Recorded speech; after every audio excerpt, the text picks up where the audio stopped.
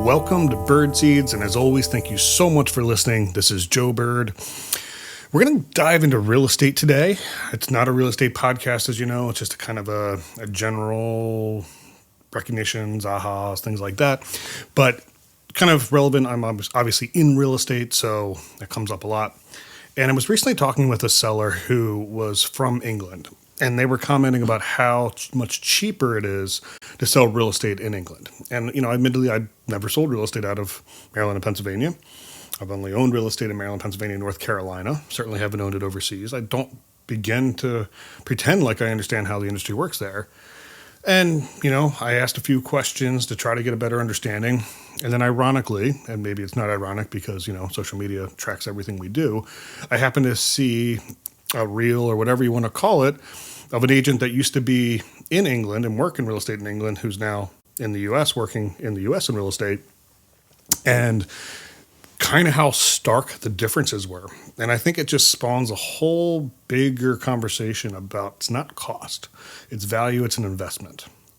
So, in England, apparently, there's no licensing. And I say apparently because I don't know for sure, but based on the reel that I watched and a little bit of research I did, there's no licensing for real estate in England. There's no code of ethics. There's no standards. There's no oversight. There's no rules, regulations. I mean, of course, there's general laws, but there's no specific to real estate. Agents don't work together. So basically, if I were an agent in England, I would have a property listed. You have to come through me to see it.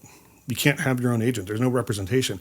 And really the biggest takeaway I had listening to that, and they didn't go into this, but there's no fiduciary responsibility. And that's what it comes down to. Nobody is looking out for your interests. It's like buying a car. I think it's exactly like buying a car. You want to buy a car, you go to the Honda dealership to buy the Honda. You go to the Toyota dealership to buy the Toyota. It's actually worse than that because even at the Toyota dealership, they're going to have used Hondas and Nissans and BMWs and all those kind of things. So it's even worse than that because it's literally their own thing, but there's nobody there representing you whatsoever. Apparently the agents don't represent anybody. They just represent the transaction. That I will say should be fact checked because I don't know that for sure. In my mind, I would assume they represent the seller and the buyer is unrepresented. I don't know that for sure. Probably should have looked that up a little bit better, but I didn't, and that's what it is. Who cares? But there's no fiduciary responsibility because there's no code of ethics. There's no licensing required. There's none of that required. The agent's not working for anybody's best interest. They're working for their own interest. So yeah, there might be a cheaper fee, but it's not about the cost. It's not about the fee. It's about the return on your investment. And this goes outside of real estate. This goes into everything you do, right? But fees are not created equal. They don't necessarily represent the same thing, right? You can look at the price of anything and say, okay, sometimes it might make sense to go the cheap route. Sometimes it might make sense to go the more expensive route. If I'm looking for a car, I use cars as an analogy all the time because it's usually the second biggest thing most people buy. If I'm just looking for a daily commuter, I don't care about bells and whistles. I don't care about that. Probably a Toyota or a Honda probably makes the most amount of sense. Hybrid, they're well, in front of that technology, really known to be reliable. They're not super expensive. Great gas mileage. That is probably the right car for that scenario. You want to go luxury, maybe go Lexus or something like that, right? But if I want to race the car and I'm going to go and I'm going to put the car in a race and I'm going to try to make money on that race, I'm going to try to win that race, that's not the right car for the scenario. And that car is going to cost a lot more. If I spend a lot of time in my car, arguably as much time in my car as I do in my own house, maybe outside of my home office, I want the daily commuter that gets decent mileage, that does all that. But I want to really enjoy the ride because I'm in it a lot.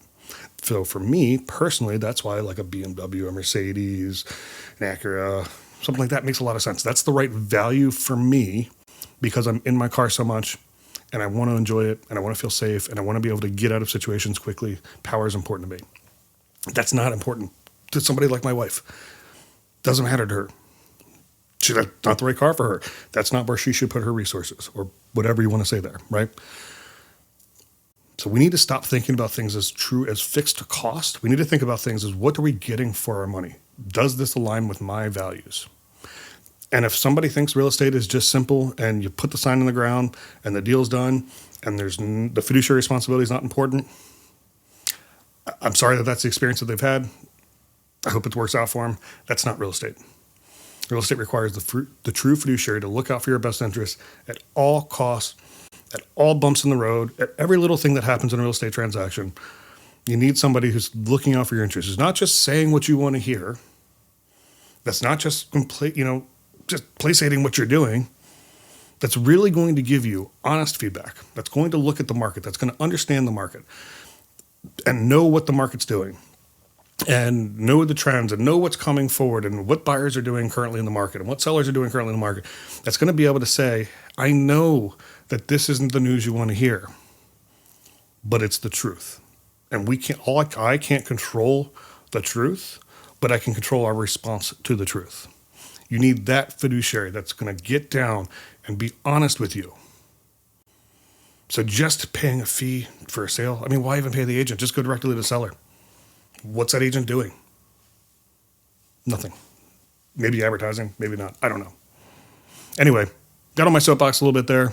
I just thought it was really interesting, and the real take I took on that is it's the fiduciary responsibility as a real estate agent. That is why we deserve to get paid what we get paid.